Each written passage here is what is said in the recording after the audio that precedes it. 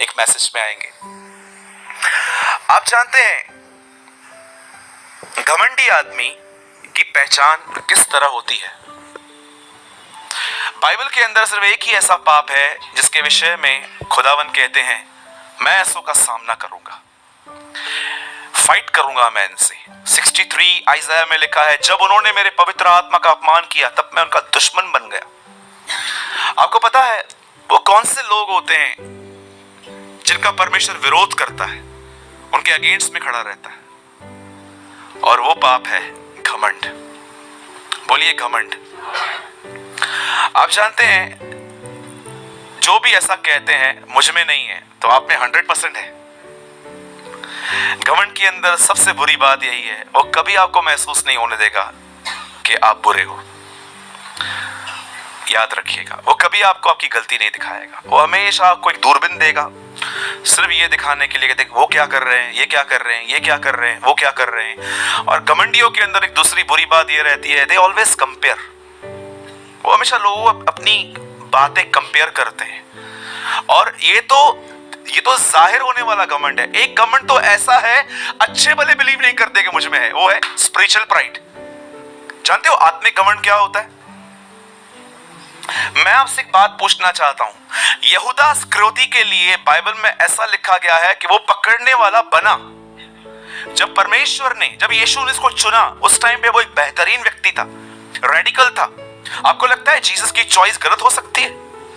बहुत लोग कहते हैं ब्रदर ऐसा कैसे, शाऊल को प्रभु ने कैसा चूज किया, इतना वीक आदमी था, ओल्ड टेस्टामेंट किंग था शाऊल। आपको लगता है कि परमेश्वर गलत लोगों को चूज करेगा? पर प्रॉब्लम यह है जब लोगों को देना स्टार्ट करता है ना, वो स्पॉइल भी हो जाते हैं, कई बार खराब हो जाते हैं। इसलिए प्रभु उनको बार बार ऐसी सिचुएशंस में रखता है ताकि वो हम्बल बने। अब सुनिए मैं क्या बोल रहा हूं, यहां पर ध्यान दीजिएगा। बाइबल एक व्यक्ति के विषय में बताती है। एक आदमी था और उसके घर में शादी थी और उसने भोजन तैयार किया था। और उसने जब लोगों को बोला कि आओ मेरे पास आओ, भोजन तैयार है, तो सबने बहाने किए। कोई बोलता है शादी की है, कोई बोलता है मैंने बिजनेस स्टार्ट किया है, कोई बोलता है ये वो। बाद में कुछ लोग आखिर उस शादी में आ गए। और जानते हुआ क्या, जब ये शादी स्टार्ट हुई ना, तो इस शादी में राजा एक राउंड मारने के लिए गया कि देखूं कौन से लोग आए हैं। आप जानते हैं घूमते घूमते उसने एक ऐसे व्यक्ति को देखा जिसके पास विवाह का वस्त्र नहीं था। उसने आदमी को नहीं देखा, उसने ड्रेस को देखा। आप इससे कितने लोग ये बात जानते हैं, अदन की वाटिका में जब परमेश्वर ने आदम को निकाला तो उससे एक चीज उतरवाई, और वो थे अंजीर के पत्ते जो थे। क्यों प्रभु ने कहा? सोचो, हस्बैंड और वाइफ मुंह लटका के निकल रहे थे और परमेश्वर वहां पर खड़ा हुआ था, और परमेश्वर को होता है वेट, रुको, ये चीज निकालो। उन्होंने अंजीर के पत्तों को छोड़, बाइबल बताती है प्रभु ने उन्हें नए अंगरखे दिए, नए कपड़े दिए।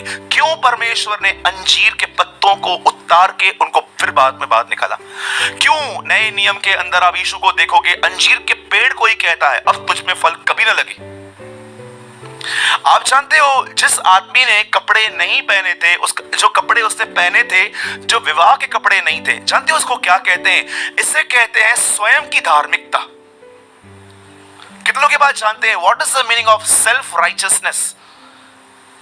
मैंने अपनी आंखों से लोगों को देखा है, जब उनका बाइबल स्टडी थोड़ा बढ़ता है, जब वो थोड़ा एंगर पे विक्ट्री पाते हैं, जब थोड़ा उनके आइज पे उनका कंट्रोल होता है, या वो चर्च रेगुलर आ जाते हैं ना, फिर दूसरों को तुच्छ जानना स्टार्ट करते हैं।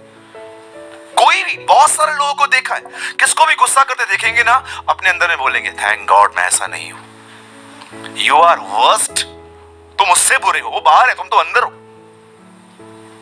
मैं आपसे पूछना चाहता हूं, क्या आप इन दिनों में स्पिरिचुअल प्राइड पे तो नहीं चल रहे हो? अपने लिए हाई थॉट्स रखना, मेरा बाइबल स्टडी, मेरा प्रेयर। बहुत सारे लोग इन दिनों में जानते हैं क्या करते हैं? उनको लगता है वे पवित्र अपने बहुत बाइबल के अध्ययन से, बहुत प्रार्थना से, उपवासों में, या तो उनको लगता है जीसस इज लाइफ चर्च की वजह से हुए हैं। कम ऑन फॉरगेट, ऐसा होता है। कितने लोग हैं, सच बताइए, सच बताइए, आप बोलते नहीं हो लेकिन आप लोगों को अपने मन में तुच्छ जानते हो, तुच्छ। हाई थॉट्स रखना। एक आदमी शादी में बगैर विवाह का वस्त्र पहने और उसको शादी से निकाल दिया गया। आपको पता है ये क्लियर पिक्चर है, तुम खुदा के सामने अपनी धार्मिकता लेकर नहीं जा सकते। याद रखना इस बात को, अगर आपको थोड़ा भी किसी चीज पे विक्ट्री मिली है, थोड़ा भी, आप बहुत बोलते थे अब आप कम बोलते हैं, आपको बहुत जल्दी जल्दी गुस्सा आता था पर इन दिनों में आपका रेशो थोड़ा कम हो गया है, या आपको पहले आंखों में कुछ भी कंट्रोल नहीं था पर अब आपकी आंखें गलत चीजें कर नहीं देखती है, याद रखना अगर आप अपने आप को इस विक्ट्री की वजह से कुछ समझने लगे हो, मैं यीशु के नाम से कहता हूं आने वाले दिनों में तुम फिर से गिरोगे, क्योंकि तुम्हारे अंदर स्पिरिचुअल प्राइड जमा हो रहा है। लेकिन अगर आपको ऐसा लगता है कि आप हमेशा स्पिरिट में चलते रहते हो, नहीं, वो मुझसे ज्यादा बेहतर है, ओ मैं यीशु के नाम से कहता हूं आने वाले दिनों में तुम और कुछ जबरदस्त एक्सपीरियंस करने वाले हो। हमेशा याद रखना, जब परमेश्वर आपको छुएगा ना, मैं आपको सच कहता हूं आप अपने आप में है ना एक शून्य बन जाओगे, जीरो, एकदम जीरो। मुझे बहुत पसंद है ये वचन जहां पर ऐसा लिखा गया है, वो उसको पूछता है तेरा वस्त्र कहां है। आप जानते हैं इब्राहिम के लिए क्या लिखा गया है? इब्राहिम को घमंड करने का मौका था पर परमेश्वर के सामने नहीं। कितने लोगों ने वचन पढ़ा है? तुम बाहर घमंड कर सकते हो, मेरे पास ये है, मेरे पास वो है, लेकिन जब तुम परमेश्वर के सामने जाओगे ना, उधर कुछ नहीं चलता है। उतार ये कपड़े, मेरा बाइबल स्टडी, मेरा प्रेयर। मैंने देखा है लोगों से जब बात करो ना, यीशु के लिए कम और अपनी एक्टिविटीज के लिए बहुत बात करते हैं। पास्टर मैं अभी 1 घंटा प्रेयर करता हूं। अरे वाह, तभी भी नहीं सुधरा है तू? पास्टर जी अभी मैं बहुत बाइबल पढ़ता हूं। अच्छा, उस दिन देख रहा था तू लड़कियों के पीछे घूम रहा था। पास्टर जी अभी मैं घर पे 1 घंटा आराधना करता हूं। अच्छा, याद रखो मेरे भाइयों और बहनों, परमेश्वर आपकी एक्टिविटीज नहीं देखता, परमेश्वर आपके इंटेंशंस देखता है। इस बात को याद रखो। आज मैं आपसे पूछना चाहता हूं, यीशु ने कहा धन्य हो तुम जब धार्मिकता के भूखे और प्यासे हो। इसका मतलब क्या है धार्मिकता का भूखा और प्यासा? What is the meaning of धार्मिकता? आइए, आप में से बहुतों ने ये वचन पढ़ा है। इंग्लिश में लिखा गया है blessed are those who are hunger for righteousness, they shall be filled. धन्य है वे जो धार्मिकता के भूखे और प्यासे हैं। याद रखना धार्मिकता का मतलब क्या होता है, इस बात को ध्यान दो। सिंपल हिंदी में बता रहा हूं, यीशु कहता है धन्य है वो जो मेरी तरह जिंदगी जीने के लिए भूखे और प्यासे हैं, वे तृप्त किए जाएंगे। और जानते हो जब वो तृप्त किए जाएंगे, उसके नीचे क्या लिखा है? धन्य है वे जो दयावंत हैं। इसका मतलब क्या है? जब परमेश्वर तुम्हें धार्मिकता से भरता है अपने स्वभाव से, तुम्हें घमंडी नहीं, तुम्हें और दयालु बनना चाहिए। मैं आपसे पूछता हूं, आप में से कितने लोग हैं जो एक दूसरे को घर पे उठा के लेके चलते? मैं सबसे इस दुनिया का सबसे कमजोर व्यक्ति हूं और मैं आपको कहता हूं मैं एक अनपरफेक्ट आदमी हूं जो एकदम परफेक्ट परमेश्वर के साथ रहता हूं, पर मैं आपको सच कहता हूं वो मुझे हमेशा संभालता है। आप कितनों को संभालते हो? जब आप घर में माथा फोड़ी करके थक जाते हो, कितना समझाऊं ब्रदर, समझते नहीं है ये लोग। टेल मी, कितने लोग ये फील कर रहे हैं? हाथ मत उठाइएगा प्लीज, हाथ मत उठाइएगा। कितने लोग ये फील कर रहे हैं ब्रदर, मैं जब 2 घंटा बाइबल पढ़ता हूं ना, 2 घंटा प्रेयर कर लेता हूं ना, कभी मैं 40 डेज फास्टिंग में, तो मैं दुनिया का सबसे बड़ा घमंडी रहता हूं। हर एक को देखता हूं मैं 40 डेज में एलिया हूं। मेरे भाइयों और बहनों, बी हम्बल, नम्र बनिए। याद रखिएगा इस बात को, अगर आप लोगों के साथ अपनी कंपैरिजन करोगे ना, आपको घमंड आएगा।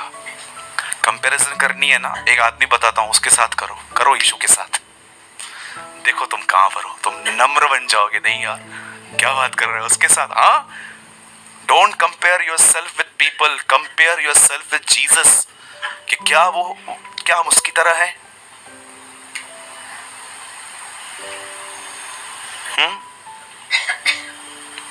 आइए सब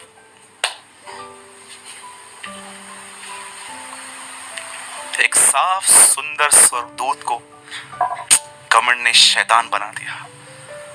और यीशु मसीह को देखो, जब वो इस पृथ्वी पर आया और वो जिंदा रहा, उठा लिया गया। आप जानते हो ये मिस्ट्री है। जो पुराने लोग हैं ना वो जान जाएंगे मैं क्या बोलने की कोशिश कर रहा हूं। ये मिस्ट्री है। पौलुस ये नहीं कहता है कि वो परमेश्वर का पुत्र है इसीलिए परमेश्वर ने उसे ऊंचा उठाया। जानते हो पौलुस क्या कहता है? उसने अपने आप को दीन किया, इस कारण परमेश्वर ने उसे वह स्थान दिया जो सब स्थानों से ऊंचा, और वह नाम दिया जो सब नामों में महान है। याद रखना, ये बाइबल की एक मिस्ट्री है कि परमेश्वर ने यीशु को इसलिए दाहिनी ओर नहीं बिठाया क्योंकि वो उसका बेटा था, पर उसको इसलिए बिठाया क्योंकि वो दीन था। इसलिए बाइबल कहती है दीनों पर मैं अनुग्रह करता हूं। वो लोग जो अपने आप में जीरो हैं, कुछ नहीं समझते हैं, हर एक को अपने आप से बेटर समझते हैं। बेटर, तू अब मुझसे अच्छा है यार, तू क्या मेरे साथ कंपैरिजन कर रहा है। एक पास्टर को दूसरे पास्टर ने बहुत परेशान किया जेलसी में, और ये आदमी बेचारा स्ट्रेस ले लेके ना एक दिन बीमार पड़ गया। हॉस्पिटल में गया और जाके एक पास्टर उसको मिलने गया और वो उसको एक सवाल पूछता है, बोलता है ब्रदर आपको क्या लगता है जो उसने आपको सताया वो स्वर्ग जाएगा कि नहीं जाएगा? हम बोलते थे अगर वो जा रहा है तो मेरे को नहीं ले प्रभु। लेकिन हम तो ऐसा बोलते हैं। लेकिन जानते हो उस आदमी ने क्या कहा? उस आदमी ने कहा वो 100% जाएगा लेकिन मैं उसे नहीं देख पाऊंगा। बोला क्यों? बोला वो सिंहासन के इतना आगे रहेगा, मैं पीछे रहूंगा, मैं कहां देख पाऊंगा उसको। आप बिलीव कर सकते हो एक आदमी जिसको कोई सता रहा था उसके लिए इसके अंदर ऐसे विचार थे। तो मेरे भाइयों और बहनों, स्पिरिचुअल प्राइड मत रखिए कभी भी। अगर आपको लग रहा है कि आप प्रभु में बढ़ रहे हो तो अपने आप को कुछ न समझिए, उल्टा दूसरों को संभालिए, अपने परिवार को संभालिए, उनको प्यार कीजिए, उनके लिए दुआएं कीजिए। ओके?